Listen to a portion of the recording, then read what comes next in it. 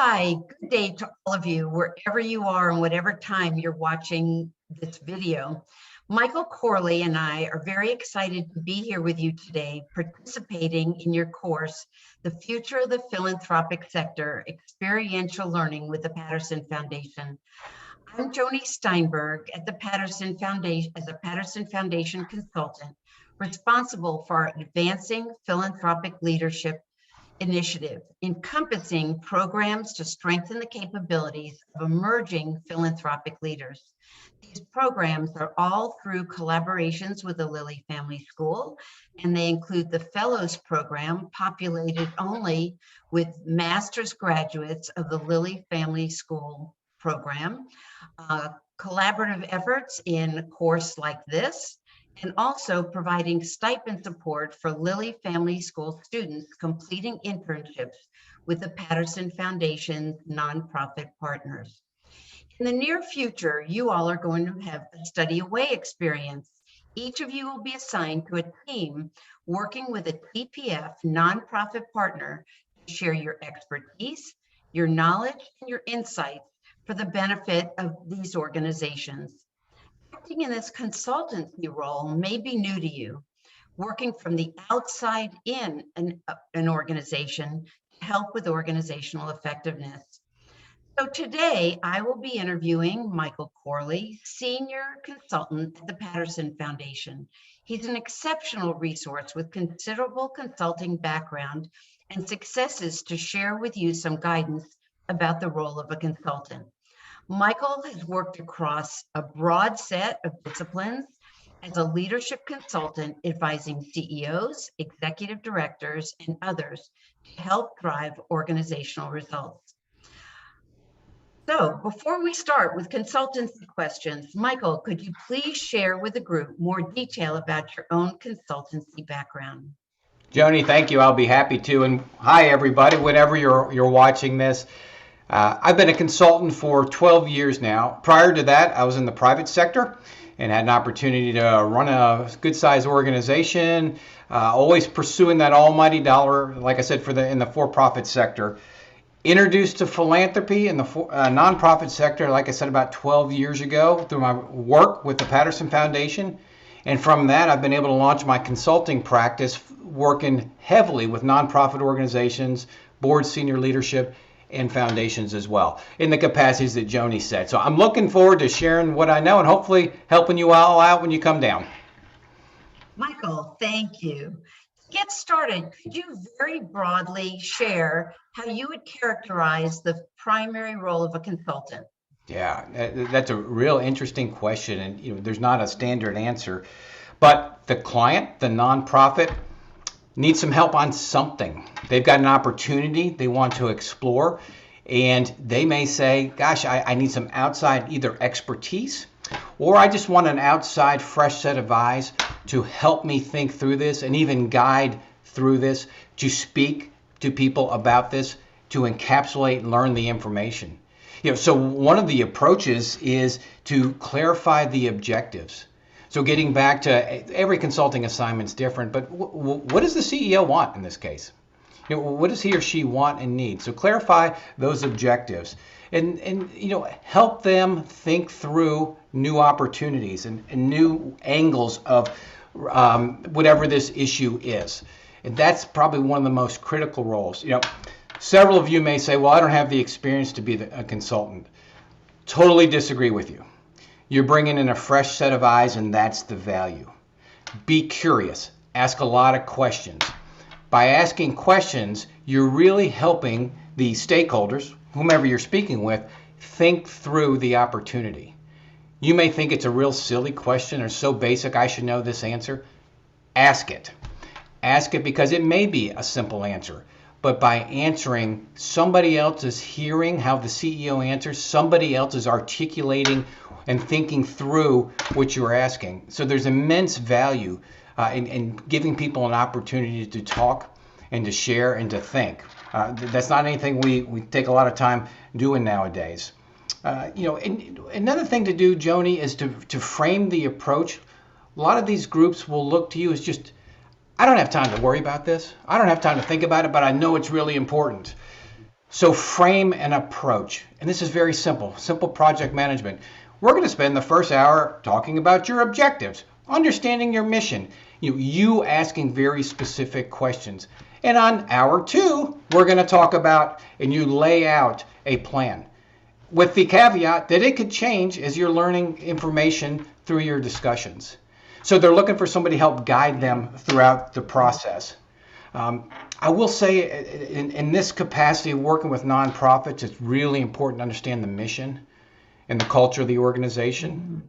And that leads to a nice series of questions because you're going to want to talk to them through the lens of that culture, through the lens of that mission. And if you can do nothing else but remind them of the mission throughout the process, you're worth your weight in gold. I cannot tell you how many organizations I've worked with that they want to pursue this, they want to do that, and I'll say, well, is that aligned with your mission?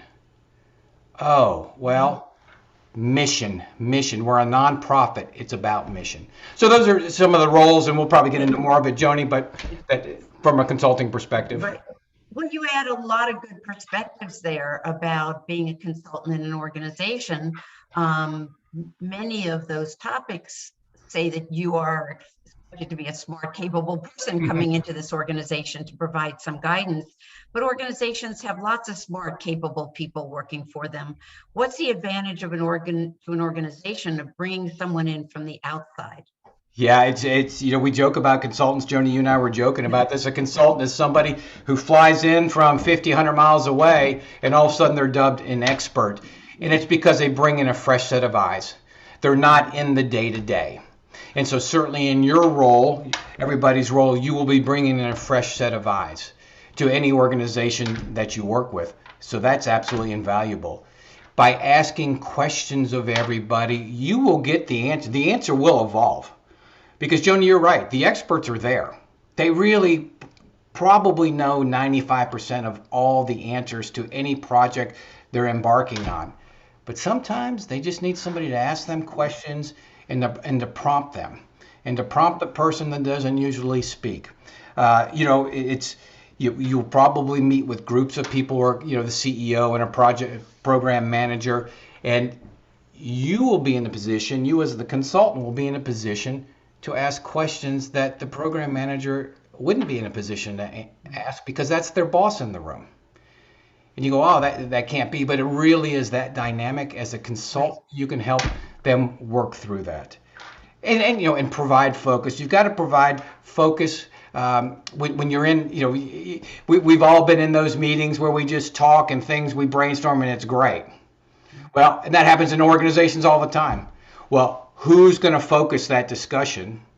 Who's going to say, what are the action steps? What are we trying to accomplish? Well, that's the consultant's role. Right. Yeah. As you describe that, I think about these students being in an undergraduate or graduate degree in philanthropy, and they're going to be meeting with people in organizations who come from all kinds of different backgrounds where they may not have experienced the rich set of curriculum that these students are experiencing. And it may be that they are better informed or more newly informed on ways of thinking about issues that organizations face. Thank you. Michael, in approaching a new project, which these students will be doing with a new organization, where do you start? Yeah, always ask, what are the objectives? Now, you'll probably get some documentation. Here's what the project is. But one of the first questions you want to ask is, help me understand the objectives. And as I alluded to before, I'd ask that multiple times throughout the day and throughout the engagement. And this isn't an engagement. They're bringing you in for you to assist with something, help them think differently with something. So what are the objectives that CEO wants or that team wants? Really understand the engagement itself within the cultural framework of that organization. And you don't have a lot of time, but you'll be able to, just by asking questions and observing who talks, who doesn't talk, who answers in what manner, who participates, who doesn't. You'll get a sense for the culture. Hopefully you'll have already studied the mission. And one of the first questions, probably even before the objectives, I'd ask is, what is the mission of this organization? And get some real clarity on that. You will be able to continue to focus any discussion you have with whatever engagement you're working on towards that mission. And probably the biggest thing, you've probably heard this, if you haven't, when you're working with the Patterson Foundation, is we pride ourselves on, we don't arrive with the answer. And what that means is, yes, we all have biases, we all have preconceived notions, but we have to be careful as the funder not to arrive with the answer, because we could prescribe everything. And you know what? That's not going to be the best solution, because we're not there day to day. So we ask a lot of questions. Curiosity is your friend. As I said before about curiosity, ask a lot of questions. And you're gonna want to go back to, now here's, and Joni, I'm glad you said this. The value, some value that you all will bring is being really coming from an academic institution. Because anybody you deal with, we've all been out of school forever, right? Especially down here, we've been out of school for a long time. And so sometimes you need to be tethered to that process, that methodology that really helps streamline things. So what's the current state? What are your objectives, the future state? Well, let's figure out the gap, and then the recommendation and how to get there. And I think that's going to be your big win, is when you leave at the end of the week, is here's our recommendation, how you close the gap and how you get there. So I think that it's going to be a lot of fun for everybody. Thank you. So this engagement is going to be a very short time period, by the definition of study away week, and not all those days devoted to this project.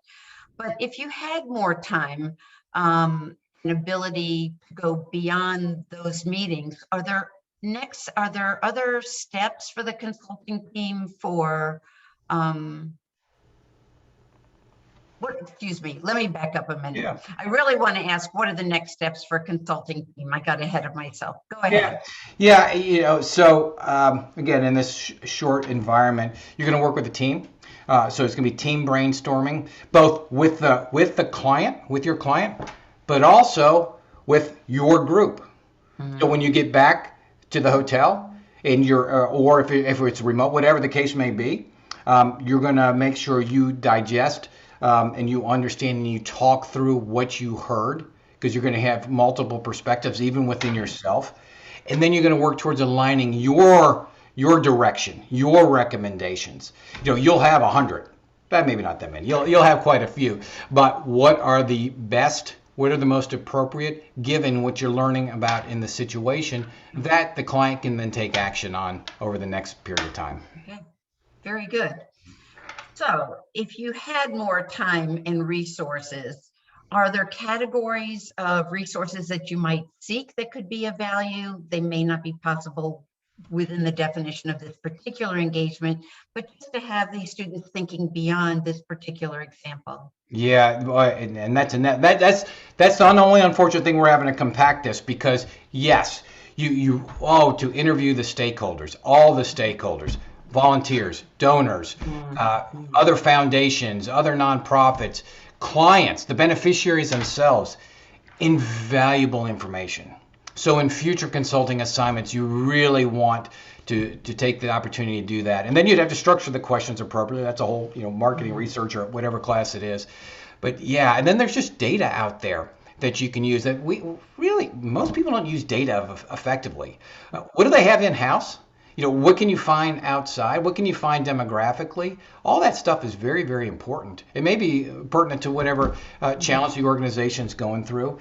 And then just doing some basic research, looking at their website. That's a simple thing you can do before this engagement starts, is what does the website tell you? That'll give you a lot of insight just on the website. So yeah, there's multiple sources, and you always want to use those. So when you talk about multiple stakeholders, I think about stakeholders both in the organization and outside the organization, whether they are the customers or whoever the services are being provided to, or whoever they're interacting with outside. And I'm reminded of the metaphorical elephant with 6 or 7 blind people. They're always blindfolded too, which I didn't understand, blindfolded, but they have never seen or heard of an elephant. They're positioned in different places, and they each describe an elephant in terms of that small piece that they're touching.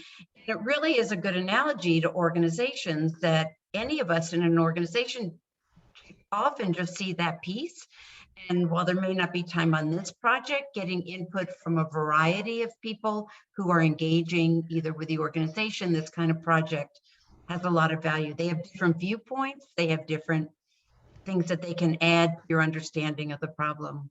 Yeah, and you'll be amazed as a consultant what people will share with you.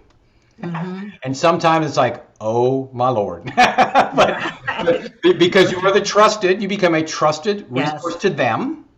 And people have, just in any organization, multiple perspectives. And it's actually very, very interesting. Yeah, that's a good point, because you start off listening. That's one of the first things you're doing is listening, and people have things that may rise to the occasion they'd like to share. So how do you bring a project full circle to be a benefit to the organization?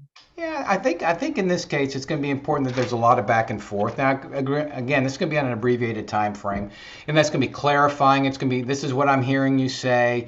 This is my correct understanding. Here's the engagement. Here's the project you're working on. So a lot of back and forth, even if you step away and come back. So depending on your personality, like I'm a processor, it takes me, I take a step back, I think through it, and then I come back with further clarification. So whatever way you work, just recognize it won't be completely linear. It is back and forth, and that's invaluable, because not only are you gaining wisdom and understanding, you're also building trust with the client the more you interact with him or her, which is critically important to do. And as you're going through and you're understanding, you're clarifying the objectives, you're reaffirming and understanding the mission, and you're continuing to move that project along, that there's always progress, even if the progress is just getting to the next meeting. That is very important to the client, because they don't want to have to think about it. That's what they've engaged you for. Right. And ultimately, what the end point is that there's some kind of recommendation, next steps. It could be a report, it could be a video, whatever's decided. I will tell you, less is more. Simple. That people just want one page or a quick video, but those recommendations, you do give them an end product so they can take it after you're gone and see it and take action on it. Thank you. Some good advice. So as we close, can you provide some additional guidance for budding consultants? Yeah, my number one is don't arrive with the answer. Do not arrive with the answer. If you remember that and don't remember anything else, you'll be just fine. Because that's going to force you to do number two, which is be curious. This is as a consultant, you can ask any question about anything. If they don't want to tell you, they won't. But they usually will, because they know it's helping you to help them. Listen very carefully and clarify. Make sure you understand exactly what they're saying. Most people don't speak directly clear, and you need to ask questions from multiple angles to make sure you really understand and help them understand what the situation is. A lot of times they think they understand, but until you ask 4 or 5 questions, they may not really understand what they're asking you to do or what the opportunity is. I love these what I've dubbed these last two is bring energy and optimism and just niceness to the project. Nobody wants to work with a dud. Nobody wants to work with a jerk. Nobody wants to work with somebody who's not the last one having fun. Make sure you have a lot of fun. This is being a consultant. I love it because it's an opportunity to work with a number of people, but more importantly, to really help them. You're providing value. When you end that engagement, you've given those recommendations, it's a lot of pride to know that I've just helped this organization make a greater impact towards their mission. So that's what I would recommend, Joni. Just have a lot of fun, bring a lot of energy to it. So Michael, a lot of good guidance and recommendations. Thank you so much for sharing a wealth of information about this role.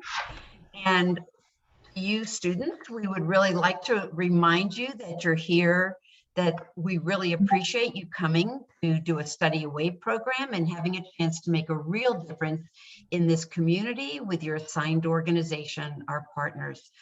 So thank you ahead, and we look forward to meeting you. Thank you. Bye-bye. Bye.